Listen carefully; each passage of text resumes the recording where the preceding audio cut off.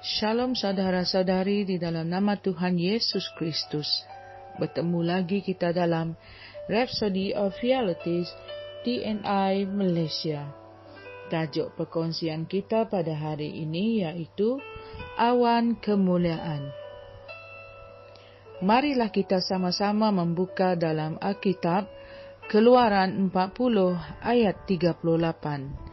Sebab awan Tuhan itu ada di atas kemah suci pada siang hari, dan pada malam hari ada api di dalamnya, di depan mata seluruh umat Israel di sepanjang perjalanan mereka.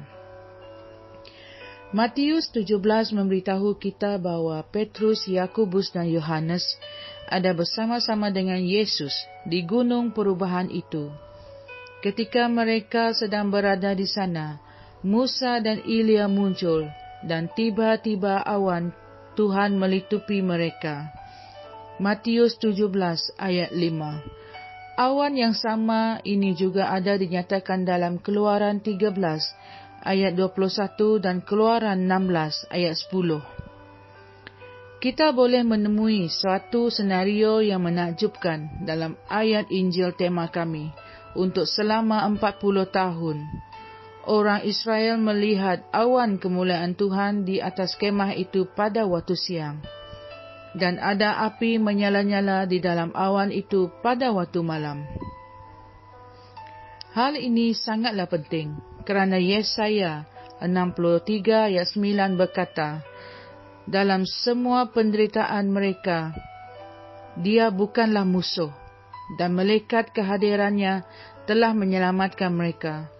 Di dalam kasihnya dan di dalam belas kasihannya, dia telah menebus mereka, dan dia telah mengambil mereka dan mengangkat mereka sepanjang masa selamanya. Ayat Injil yang seterusnya memberitahu kita bahawa malaikat kehadirannya ialah Roh Kudus, namun mereka telah memberontak dan mendukakan Roh Kudusnya, sehingga dia berbalik menjadi musuh mereka, dan dia berjuang melawan mereka. Yesaya 63 ayat 10. Dialah yang bersama dengan mereka di dalam awan kemuliaan itu. Kemudian Alkitab berkata dalam 1 Korintus 10 ayat 1 hingga 2. Aku mahu supaya kamu tahu, saudara-saudara, bahawa nenek moyang kita semua berada di bawah pelindungan awan, dan bahawa mereka semua telah melintasi laut. Untuk menjadi pengikut Musa, mereka semua telah dibaptis di dalam awan dan di dalam laut. Sungguh luar biasa. 2 Tawarikh 5 ayat 1 hingga 14 menceritakan sebuah kisah yang menarik kepada kita. Salomo telah membina rumah Tuhan, dan para imam telah diarahkan untuk membawa tabut perjanjian Tuhan dari rumah lama ke rumah baru yang telah dibina oleh Salomo. Apabila tabut perjanjian itu dibawa masuk, awan kemuliaan yang sama itu memenuhi rumah Tuhan tersebut, sehinggakan para imam tidak dapat berdiri untuk melayani di ruang kudus itu. Haleluya! Kemuliaan itu ada di dalam kamu dan menaungi kamu pada hari ini, sehingga kamu adalah pembawa tabut perjanjian Tuhan.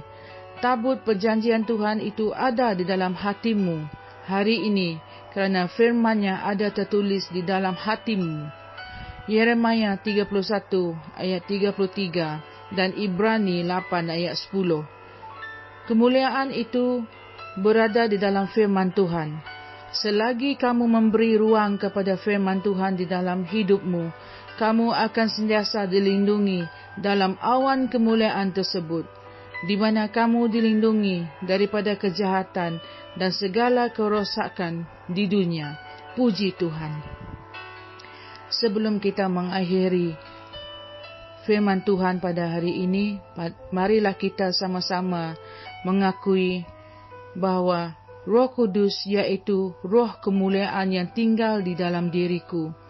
Bukan sahaja aku dilindungi sepenuhnya dalam kemuliaan-Nya, malah aku juga membawa kemuliaan itu bersama dengan aku untuk memberi kesan kepada duniaku. Bahkan sekarang, kemuliaan itu terpancar dari rohku, meresapi segenap tubuhku, dan mempengaruhi segala sesuatu di sekelilingku. Segala kejahatan dan kerosakan di dunia ini pada hari ini tidak memberi kesan kepada aku, kerana aku hidup di dalam kemuliaan Tuhan. Haleluya. Sebagai ayat renungan, kita boleh rujuk 1 Tesalonika 4:17 hingga 18, Matius 17 ayat 5. Tuhan memberkati. Kami percaya saudara-saudari semua telah diberkati dengan perkongsian firman dari Rhapsody Reality. Bagi sesiapa yang ingin menjadikan Yesus Kristus sebagai Tuhan dalam kehidupanmu, kamu boleh mengucapkan doa ini bersama dengan saya.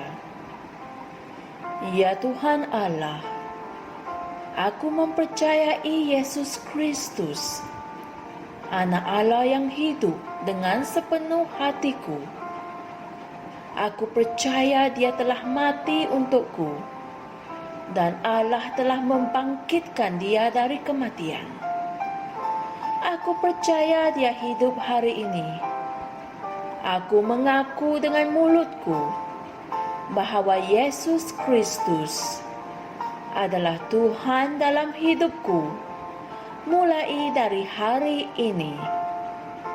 Melalui Dia dan di dalam nama-Nya, aku mempunyai kehidupan yang kekal. Aku telah dilahirkan semula.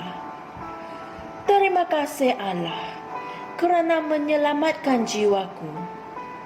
Aku sekarang adalah anak Allah. Haleluya. Tahniah, sekarang kamu telah menjadi anak Allah.